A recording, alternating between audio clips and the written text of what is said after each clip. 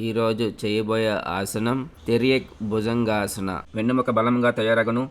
ఎగువ వెన్నెముక యొక్క అనేక భంగిమ లోపాలను సరిచేయడంలో సహాయపడుతుంది.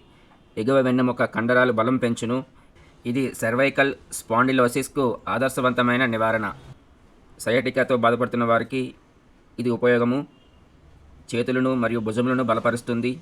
ఈ ఆసనంలో థొరాక్స్ సాగడం వలన ఊపిరితిత్తులకు పనితీరు మరియు సామర్థ్యాన్ని మెరుగుపరుస్తుంది. ఇది ఆస్తమాను నయం చేస్తుంది. ఇది జీర్ణక్రియను మరియు జీవక్రియను మెరుగుపరచడంలో సహాయపడుతుంది. పాంక్రియాస్, కిడ్నీస్, కడుపు మరియు కాలేయం యొక్క పనితీరు మెరుగుపరచడానికి ఈ ఆసనం మంచిది. ఉదర కండరాలను టోన్ చేస్తుంది. తిర్యక్ భుజంగాసనం అండాశయాలను మరియు గర్భాశయాన్ని టోన్ చేస్తుంది. మెదడుకు మరియు మెదడు యొక్క నరాలకు రక్తము మరియు ఆక్సిజన్ ప్రవాహం జరుగును. ఎవరు చేయకూడదో చూద్దాం. వెన్నెముక గాయాలు, భుజాలు, చేతులు మరియు చేతి మణికట్టు యొక్క గాయాలు చేయకూడదు.